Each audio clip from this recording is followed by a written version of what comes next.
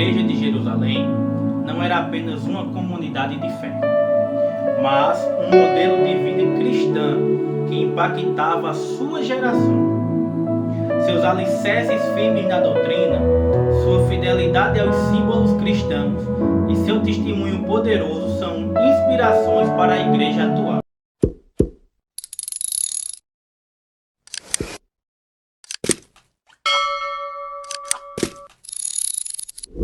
Queridos, a paz do Senhor, hoje vamos para a nossa segunda lição, que tem por tema a Igreja de Jerusalém, um modelo a ser seguido.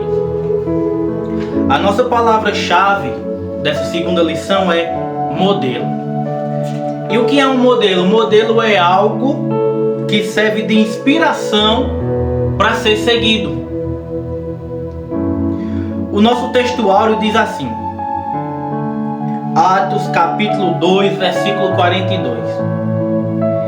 E perseveravam na doutrina dos apóstolos, e na comunhão, e no partir do pão, e nas orações. Preste atenção. Uma das coisas mais magníficas que aprendemos com a igreja em Jerusalém é que era uma igreja perseverante. Olha o que Atos 2,42 diz, irei repetir. E perseveravam. Eles perseveravam em quê? Na doutrina dos apóstolos. O que era a doutrina dos apóstolos? Era aquilo que os apóstolos tinham aprendido com Jesus. A doutrina dos apóstolos eram os ensinamentos que eles tinham aprendido com Jesus. Então a igreja em Jerusalém, ela perseverava na doutrina dos apóstolos, na comunhão e no partir do pão e nas orações. A nossa verdade prática diz assim: a igreja de Jerusalém, como igreja mãe, tornou-se exemplo para as demais, um modelo a ser seguido por todas as igrejas verdadeiramente bíblicas.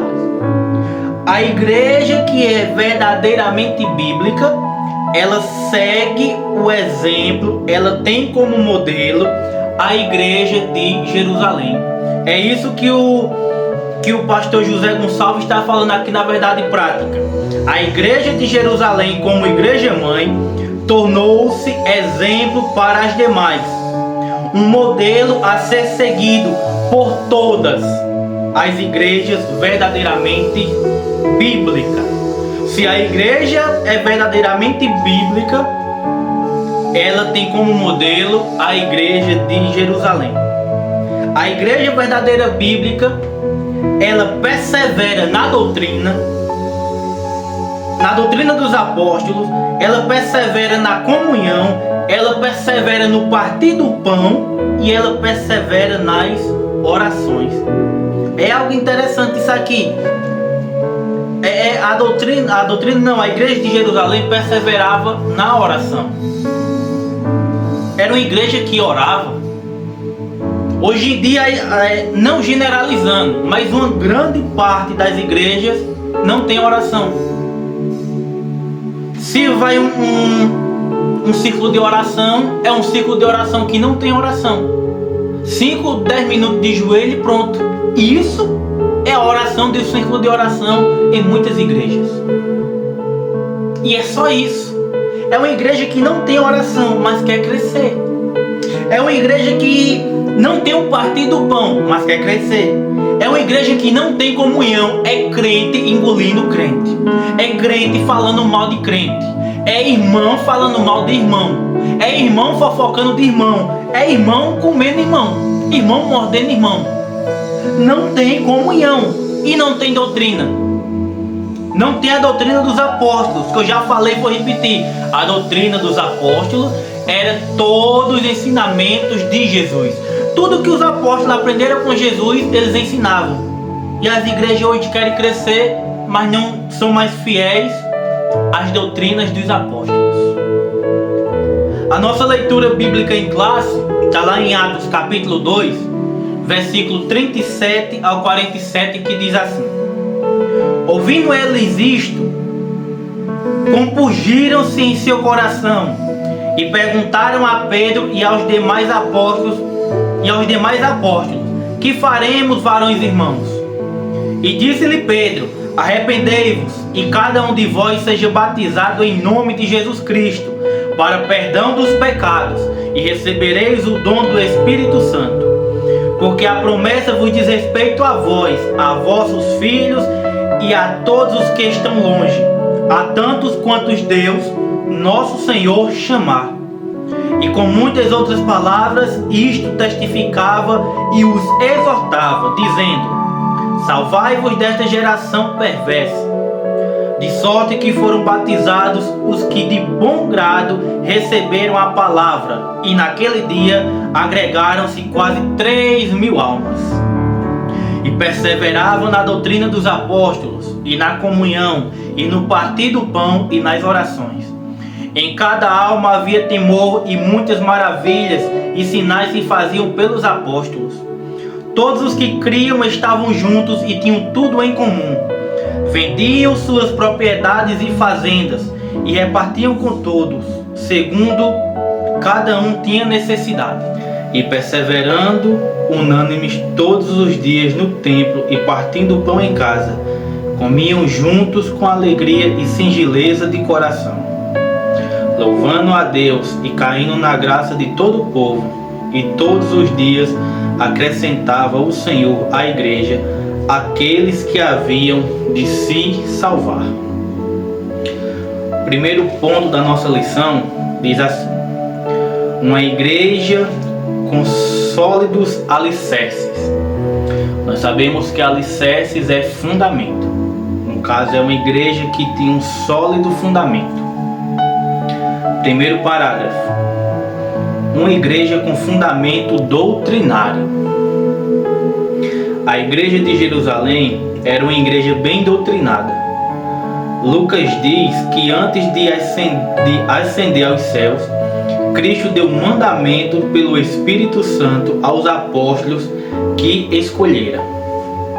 Lá em Atos capítulo 2, versículo 42 diz que perseveravam na doutrina dos apóstolos.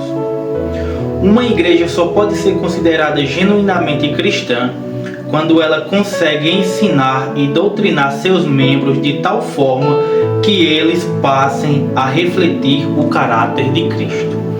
Isso é muito interessante, eu vou repetir. Uma igreja só pode ser considerada genuinamente cristã quando ela consegue ensinar e doutrinar seus membros de tal forma que eles passem a refletir o caráter de Cristo. Quando uma igreja é considerada cristã? Quando ela ensina aos seus membros a terem o caráter de Cristo. O problema é que hoje nós não estamos fazendo discípulos, e sim seguidores. Não generalizando. Mas eu anotei aqui: nós estamos fazendo os discípulos ou seguidores. O que é que a igreja está fazendo hoje em dia? Discípulos ou seguidores? Qual a diferença dos dois? Fazer discípulos é ensinar a outra pessoa a ter o caráter de Cristo. Quando eu começo a ensinar a outra pessoa a ter o caráter de Cristo, eu estou fazendo discípulos. E fazer seguidor é falar daquilo que eu sou. Normalmente, mais uma vez eu repito, não generalizando, mas muitos pastores e pregadores não fazem mais discípulos, fazem seguidor, porque só fala deles mesmos. Só fala deles. Eu sou assim, eu faço isso, Deus me usa, Deus trabalha através de mim, e esquece de ensinar o povo a ter o caráter de Cristo. Então eles não fazem discípulos, eles fazem seguidores. E esse é o grande problema de muitas igrejas. É porque ela não tem mais discípulos, elas só têm seguidores. E quando eu faço seguidor, no momento que eu errar, a outra pessoa vai cair também, porque ela vai se frustrar comigo. Agora, no momento que eu faço discípulos, embora eu erre, embora que eu caia, a outra pessoa vai se manter íntegra, fiel a Deus. Por quê? Porque eu ensinei a ela a ter o caráter de Cristo. Então ela não está me seguindo, ela está seguindo a Cristo. Parágrafo 2. Perseverando na doutrina dos apóstolos. Diz assim: a palavra doutrina traduz o termo grego didaquê, que significa ensinar e instruir. Uma igreja que tem um modelo, a igreja de Jerusalém, ela tem doutrina, ela ensina os seus membros, ela instrui os seus membros. A tragédia da igreja acontece quando ela não consegue ser discipulada, nem tampouco discipular. Isso é sério, porque hoje tem muitas igrejas que não são discipuladas e também não discipulam. Tem igrejas que nunca foram discipuladas e não discipula ninguém. Eu anotei aqui: uma igreja não discipula, que não discipula, ou uma igreja não discipulada ou que não discipula, é uma igreja de verdade? Não, porque a verdadeira igreja, ela é discipulada e ela discipula os outros. Eu lembro de uma conversa que eu tive com uma pessoa alguns anos atrás, que eu não sei como entrou no assunto, mas eu, com essa pessoa, acabei entrando no assunto sobre o discipulado. E eu falei que eu fiz o discipulado 2 vezes. Antes, quando a própria missionária disse que eu ia fazer 2 vezes, eu não entendia, fiquei até com raiva. Hoje eu entendo o porquê. Mas eu não tinha nem, era 10 lições e eu não tinha nem terminado o primeiro discipulado, a primeira vez. Eu acho que eu estava na metade, as 5ª, 6ª lição. Ela disse: você vai fazer agora comigo. E antes de eu terminar eu já estava fazendo de novo o mesmo discipulado. E eu conversando com essa pessoa, aí eu disse a ela que foi 10 lições, era uma vez por semana. Eu estudei sobre a Bíblia, sobre Cristo, sobre Deus, sobre o Espírito Santo, sobre o batismo, sobre a ceia, mordomia cristã, e que a gente começou a conversar sobre isso. E ela falou que foi discipulada também, que teve um discipulado, mas não ensinaram nada disso. E eu perguntei como foi esse discipulado dela, e ela disse que tinha sido assim, que 1 hora antes do batismo, o pastor foi lá, abriu a Bíblia, disse que ensinou sobre o batismo e foi se batizar e pronto. E no meio disso a gente começou a falar sobre o batismo. E eu não lembro como, mas eu comecei a explicar o que era o batismo, a simbologia, como funcionava na prática ali na hora de se batizar. E ela olhou para mim e disse: eu não sabia que era assim. Eu pensei que a gente só se batizava, o batismo era só um mergulho na água para poder participar da ceia. E se eu soubesse que era tão importante assim, eu teria aproveitado aquele dia. E eu disse: e você disse que foi discipulada? Foi, mas só foi 1 hora antes. O pastor abriu a Bíblia, foi falar sobre o batismo, mas não falou nada disso que você me explicou. E a gente foi se batizar pensando que era só para mergulhar e participar da ceia. Uma igreja que não discipula ninguém. Uma igreja que não foi discipulada e que não discipula ninguém. E aqueles participaram do batismo sem saber nem a simbologia, nem o que estava representando, nem para que servia. É só para mergulhar na piscina e depois participar da ceia. Então, uma igreja que não é discipulada e não discipula, ela não é considerada uma igreja cristã. E ela não tem como modelo a igreja de Jerusalém, porque a igreja de Jerusalém, ela era uma igreja discipulada e ela discipulava os outros, os membros que iam entrando. Terceiro parágrafo: uma igreja relacional e piedosa. Piedade nós sabemos que é amor ao próximo, e relacional é que eles se relacionavam com as outras pessoas. A igreja de Jerusalém perseverava na comunhão, Atos 2:42. A maioria dos intérpretes entende que a palavra grega koinonia, traduzida aqui como comunhão, é uma referência às relações interpessoais dos primitivos cristãos. Ou seja, era uma igreja que tinha comunhão. Hoje o que falta em muitas igrejas é a comunhão. É um irmão falando do outro. Quando um irmão vai contar algum problema a outro irmão, em vez de ele ajudar, ele finge que está ajudando só para saber, e quando o outro irmão dá as costas, ele vai fofocar para outra pessoa. Quando conta alguma coisa que deu errado, em vez de ajudar para dar certo, os outros comemoram porque deu errado, porque não quer ver o irmão crescer. Tá se formando algumas igrejas que não têm comunhão, que não se importa com mais nada. Não tem comunhão com o outro, ninguém quer ajudar o outro, quer incentivar o outro, ao contrário, querem derrubar. Eu anotei aqui, não tem como viver na igreja sem se relacionar. Não tem como eu viver na igreja sem me relacionar com o irmão. Não tem como eu viver na igreja sem me relacionar com aqueles que entram na igreja. Não tem como. Provérbios 27:17 diz assim: afia-se o ferro com o ferro, assim é o homem que anima o seu próximo. O que é que Salomão está dizendo? Que quando um ferro é passado no outro ferro, ele afia. Um ferro afia o outro. E um irmão que debate, que conversa seus problemas com outro irmão, eles conseguem resolver, eles crescem junto. Só que hoje não tem comunhão.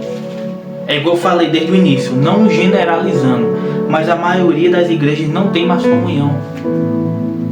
O irmão caiu, em vez de ajudar a levantar, vai falar mal, vai criticar, vai terminar de matar. Não abraça, não acolhe, ao contrário, pisa e mata. Não estou falando em encobrir pecado de ninguém. Se errou, tem que ser corrigido. Tem que ter a correção. Só que o povo não corrige, termina de matar.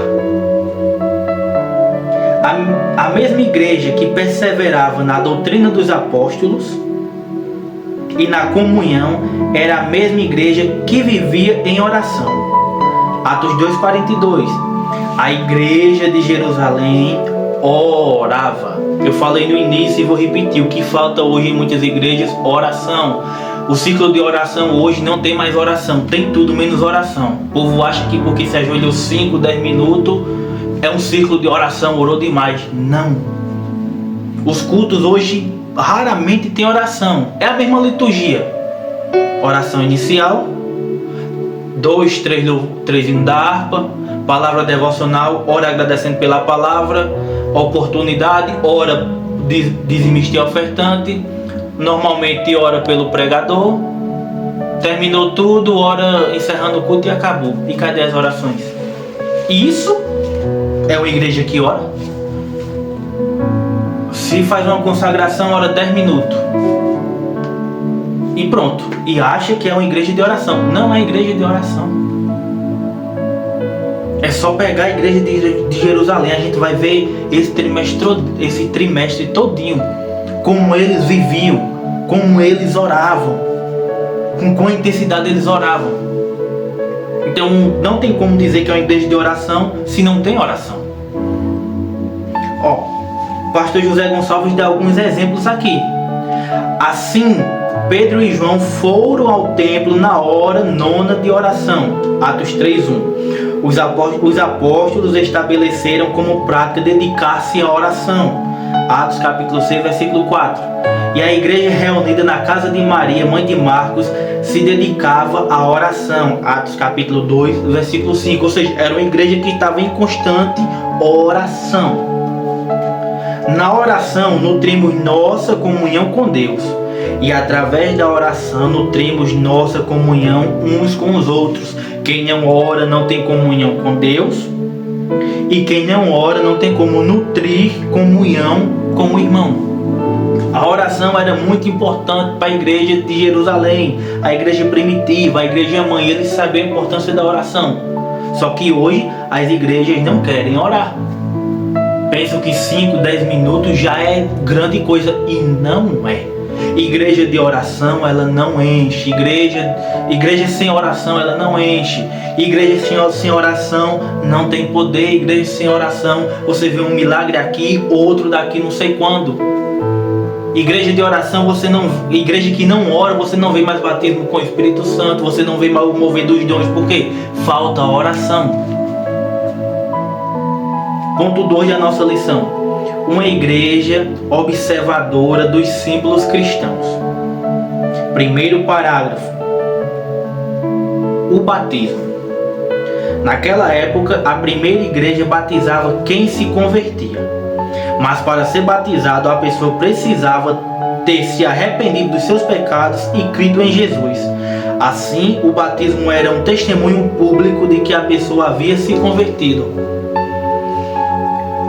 É interessante isso aqui. O critério antigamente não era igual hoje, que o novo convertido passa por um discipulado para poder se batizar. A pessoa aceitou e confessou Jesus como Salvador, se arrependeu e ia se batizar. Eu entendo a questão do discipulado, que é para a pessoa saber o que ela está fazendo, ter uma noção, né, vamos dizer assim, do meio evangélico, né, da Bíblia, de Deus, de Jesus, do Espírito Santo, enfim, o que a gente aprende no discipulado. Só que o povo se arrependia para se batizar. Hoje está muito bagunçado o batismo virou bagunça. Batismo e Santa Ceia em muitas igrejas virou bagunça.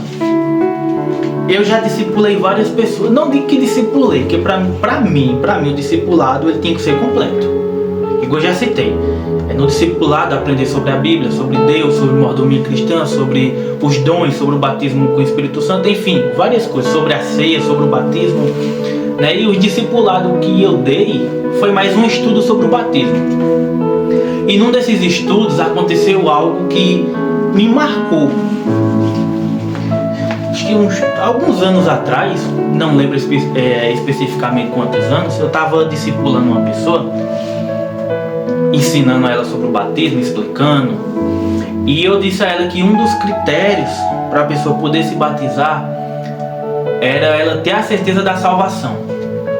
E eu até perguntei: você tem certeza da sua salvação? Ela olhou para mim e disse: não. Digo: se Jesus voltar hoje, você não tem certeza que você sobe? Ela disse: não tenho. Se Jesus voltar agora, eu não sei se eu subo. Eu disse: você não pode se batizar, porque se você não tem certeza da salvação é porque você não se arrependeu. Porque se eu me arrependi verdadeiramente, eu tenho certeza. Se eu não tenho, é porque eu não me arrependi. E eu, conversando com essa pessoa, disse: não, você conversa com o pastor, ele vai orientar você, você explica para ele a sua situação, está acontecendo. Aí a pessoa olhou para mim e disse: eu não vou falar com o pastor, eu quero me batizar e eu vou me batizar, mesmo sem ter certeza da salvação. Eu, ok. E eu tomei a responsabilidade e fui falar com o pastor dessa pessoa.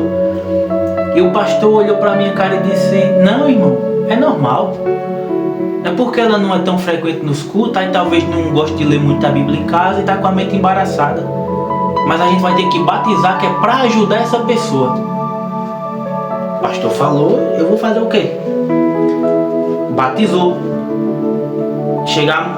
Essa pessoa ia na igreja uma vez perdida, às vezes só ia na Santa Ceia. Quando o irmão batia na bateria, a pessoa começava a pular dentro da igreja e o povo cheio do Espírito Santo, e eu olhava aquele: meu Deus.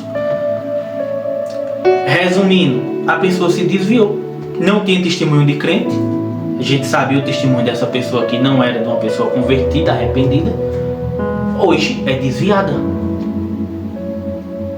Ou seja, ela se batizou sem ter se arrependido. A igreja de Jerusalém batizava porque o povo se arrependia.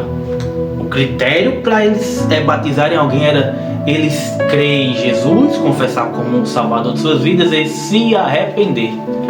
E o batismo hoje, em muitas igrejas, está virando bagunça. Você chega e diz: tal dia vai ter um batismo, quem quer se batizar? Muitos levantam a mão e fica por isso mesmo, batiza, e pessoas que não são arrependidas.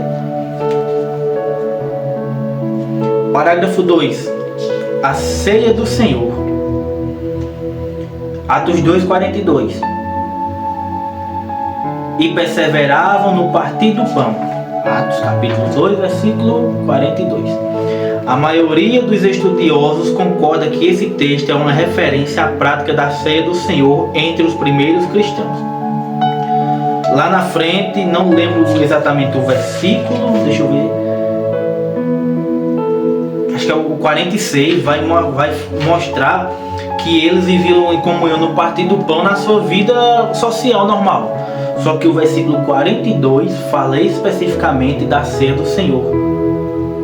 Eles perseveravam no partir do pão em relação à ceia do Senhor. E é interessante porque é importante a igreja participar da ceia. Por que é importante a igreja participar da ceia junto? É uma pergunta, eu anotei aqui. Porque a ceia aponta para o passado, o presente e o futuro. A importância da igreja perseverar no partir do pão, ali na ceia do Senhor junto, é porque a ceia, ela remete ao passado, ao presente e ao futuro. Ao passado, porque aponta para o sacrifício de Cristo, para a remissão dos nossos pecados. Ao presente, porque é uma memória que se mantém. Jesus diz: fazer isso em memória de mim. É uma memória, está no presente. E no futuro, aponta para a volta de Jesus. Fazer isso em memória de mim. Paulo fala até que ele venha, ou seja, aponta para a volta de Jesus. Então a ceia, ela aponta para o passado, presente e futuro. O sacrifício de Cristo, a memória de Cristo que se mantém do sacrifício que ele fez e a volta dele para buscar a sua igreja e para reinar com a sua igreja. Ponto 3 da nossa lição. Uma igreja modelo, primeiro parágrafo. Uma igreja reverente e cheia dos dons. É dito da igreja de Jerusalém, Atos capítulo 2, versículo 43. Em cada alma havia temor. Eles temiam. Temor é respeitar, é reverenciar. Eles temiam ao Senhor. Eles respeitavam a Cristo, eles reverenciavam a Cristo. O sentimento de reverência atrai os sinais e maravilhas da parte de Deus. Olha isso aqui. O sentimento de reverência atrai os sinais e maravilhas da parte de Deus. Porque hoje se vê poucos sinais na igreja por falta de reverência. Porque se vê muito pouco o mover dos dons. Primeiro, porque não é ensinado sobre os dons e o povo não busca mais. E outra, por falta de reverência. Porque se vê poucos milagres por falta de reverência. Porque a reverência traz os sinais e as maravilhas da parte de Deus. A palavra grega traduzida como temor é phobos, que também significa reverência, respeito pelo sagrado. Havia um forte sentimento da presença de Deus. Havia um clima da presença do sagrado, do que é santo. O mesmo sentido que teve Moisés quando o Senhor o mandou tirar os sapatos dos pés, porque o lugar é terra santa. Ou seja, tinha milagres porque eles respeitavam a Cristo. Eles respeitavam a presença, eles respeitavam aquilo que era sagrado. Hoje a gente vê tanta piadinha com a igreja. Hoje o povo brinca com línguas estranhas. E tem crente que acha bonito, tem crente que fica mandando para outro e cai na risada. Acabou a reverência. Quando brinca com as coisas que é sagrada, os próprios crentes dão ibope compartilhando, porque acabou a reverência. Aí querem chegar na igreja, querem ver o poder de Deus, ver pessoas batizadas com o Espírito Santo, pessoas recebendo e sendo usadas nos dons, mas não tem mais reverência, não tem mais o temor. Acabou.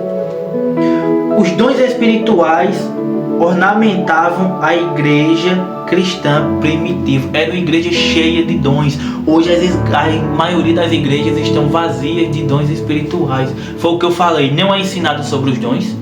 Por ser ensinado, o povo não busca mais e não tem mais a reverência, não respeitam mais os dons, brincam muito com os dons espirituais. Porque hoje se vê poucas pessoas sendo batizadas com o Espírito Santo? Porque não é falado mais sobre a oração em línguas. Não tem mais o incentivo de fazer o povo buscar a oração em língua. E os que buscam, e os que têm, não sabem nem como usar. Eu já vi gente ensinar que a oração em línguas é um momento. Ai, a igreja, o culto pegou fogo, o Espírito Santo pega você e você começa a falar em línguas. Não, não é possessão. Não é possessão. A oração em línguas é uma oração que tem que ser usada diariamente. Paulo disse, orar em todo o tempo no Espírito. Aí você está na igreja de irmãos, ora no Espírito, aí os irmãos fazem. Isso não é orar em Espírito. Isso é orar em silêncio. Orar em Espírito é a oração em línguas. E a Bíblia manda, a Bíblia ordena, a Bíblia aconselha a gente a orar diariamente. Só que a gente só quer orar quando o culto está pegando fogo. Porque a gente aprendeu que não pode orar a hora que quer. Eu já vi gente ensinando isso. Você não ora a hora que quer. Você só ora quando o Espírito Santo toma você. Não, a oração em línguas você pode orar a hora que você quiser e parar de orar a hora que você quiser. Mas não é mais ensinada a importância da oração em língua. Para que serve? É para edificar. Mas como vai edificar? Edificar em quê? Como acontece essa edificação? Não é ensinado. E o povo não ora mais em língua porque não sabe essa arma poderosa que Deus deu. Creio eu que lá na frente vai falar um pouco sobre a oração em línguas e eu vou comentar um pouco sobre ela. Mas se você recebeu essa poderosa arma, ore diariamente. Do seu acordar até a hora de você dormir, ore em línguas. Parágrafo 2 do nosso terceiro ponto. Uma igreja acolhedora.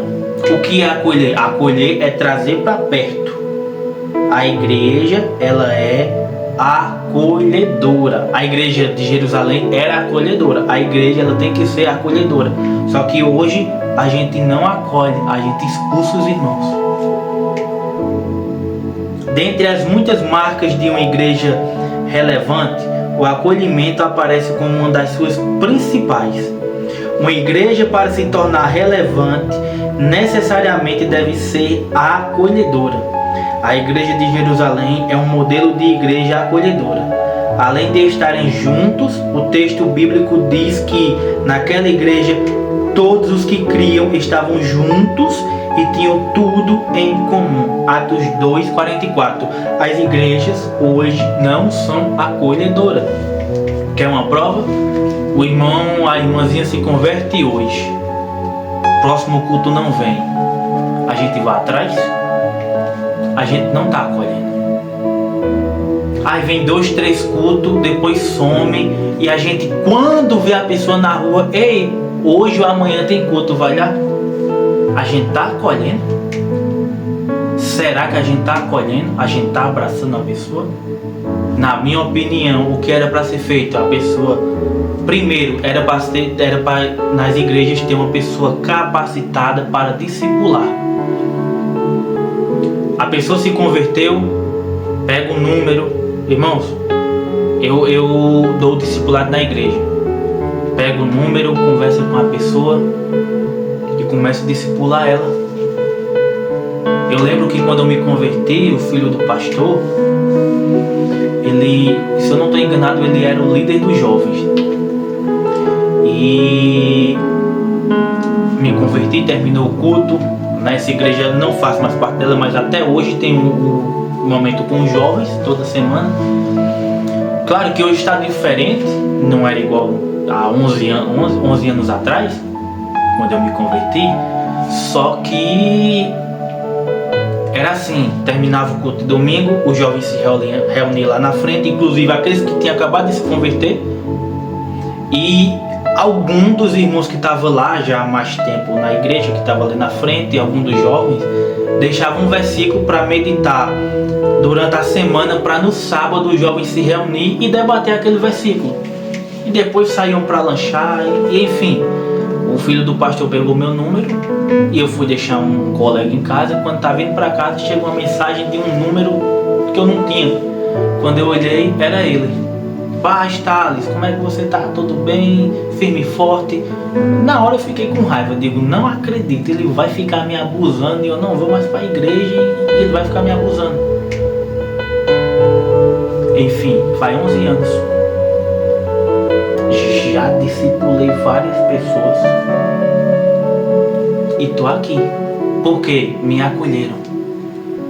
Hoje falta isso nas igrejas, acolhimento. A igreja de Jerusalém, eles eram acolhedores, porque o versículo 47 de Atos 2: louvando a Deus e caindo na graça de todo o povo, e todos os dias acrescentava o Senhor à igreja aqueles que se iam de salvar, ou que iam se salvando. E todos tinha salvação diariamente. Aqui o versículo deixa bem claro, Lucas deixa bem claro. E todos os dias o Senhor acrescentava na igreja aqueles que iam se salvando. Por que a igreja crescia tanto? Porque era uma igreja acolhedora. E aqueles que viam o modelo da igreja acolhedora queriam estar perto deles, queriam fazer parte também, porque se sentiam acolhidos, viam que era algo diferente.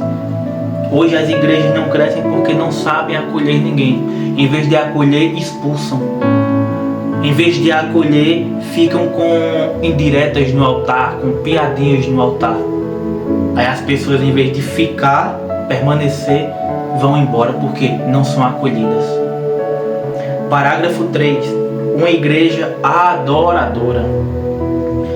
A igreja de Jerusalém era também uma igreja adoradora. Atos 2,47 fala que eles louvavam a Deus. A gente acabou de ler o versículo. Muitas igrejas hoje não são adoradoras. Quer ver o perfil de algumas pessoas? Chega na igreja, o culto rolando e a pessoa no celular, cruza as perninhas e fica só no celular o culto todinho. Em algum momento dá um glória a Deus, tira uma foto, faz um vídeo, posta, celular o culto todinho. E não é anotando nada de saudação que o irmão fala, é para estudar depois em casa, para lembrar do que foi dito ou da pregação, não. Mexendo nas redes sociais. Só isso. Aí diz, eu sou adorador. Aonde? Adorador que passa o culto todo com as perninhas cruzadas mexendo no celular? Eu mexo no celular. Eu mexo. Mas normalmente quando eu mexo, ou eu tô no Google procurando a referência de um versículo, que eu sei o versículo, mas não lembro a referência, e quero ver para eu dar uma saudação ou para fazer alguma coisa. Ou eu tô na Bíblia no celular, porque eu vou com a tradução para a igreja e no meu celular eu tenho 3 Bíblias online. Ou é 2 ou é as 3, tem várias traduções diferentes. Então muitas das vezes eu tô com o versículo aberto na Bíblia e no celular eu tô olhando em outras traduções. Ou então eu tô no WhatsApp, mas num grupo privado meu, anotando alguma coisa, alguma saudação para eu dar, alguma coisa que o irmão falou na oportunidade ou falou na pregação, para eu anotar e não esquecer. Agora, eu falo porque eu vejo pessoas que passam o culto todinho mexendo no Facebook, WhatsApp, Instagram, Twitter e não tá nem aí com o culto. Aí diz, eu sou adorador. Não é. Se fosse adorador, esqueci o celular e ia adorar. A não ser que tivesse anotando alguma coisa. Quer ver como não é? Vou falar o que aconteceu comigo. Eu tenho muito costume de ficar com a mão no bolso na igreja. É algo meu, coisa minha. Peguei esse hábito e faço. E já foram questionar o pastor. Pastor, a igreja todinha adorando e Thales com a mão no bolso. Aí quer dizer que porque eu tô com a mão no bolso eu não posso adorar? Aí a pergunta que eu faço é, então o irmão ou a irmã que falou, porque eu não sei quem foi, não estava adorando, porque estava prestando atenção na minha vida, no que eu estava fazendo com a mão nos bolsos. Mas não falou, estava com a mão no bolso, mas estava orando, estava adorando, estava dando glória a Deus. Se incomodou com minha mão no bolso. E por que ela não estava adorando? Porque se ela estivesse adorando, ela não tinha prestado atenção no que eu estava fazendo. Então, senão que ela não estava adorando. Ela estava olhando para a minha vida e para a vida do restante do povo que estava lá, que ela podia ver. Então, não é adoradora, não é adorador. Louvar é muito mais que simplesmente cantar. É uma expressão de rendição e total entrega. É o reconhecimento da grandeza de Deus e de seus poderosos feitos. Louvar não é só cantar da boca para fora, é se entregar, é se render a Cristo, é se entregar. O que é louvar a Deus? É quando eu esqueço o irmão que está à direita, à esquerda, na frente, atrás e me entrego. Quando eu deixo de olhar para a vida do próximo na igreja e me entrego. Eu estou louvando, eu estou adorando a Deus. Só que tem pessoas que só faz cantar da boca para fora e diz: eu estou adorando. Não tá. Você está enganando a você mesmo. Isso não é adoração.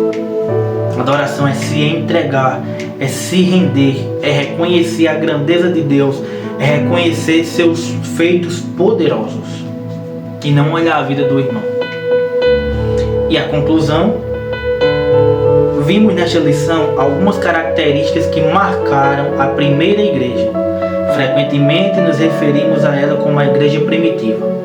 Vemos como sendo uma igreja ideal, modelo para todas as outras.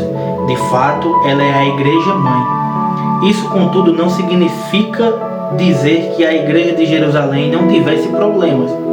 Pelo contrário, veremos em outras lições que havia alguns bem desafiadores. Nada, contudo, que tire o seu brilho e nos impeça de nos espelharmos nela. Deus abençoe vocês e nós se encontramos na próxima lição, que tem um tema: uma igreja fiel à pregação do Evangelho.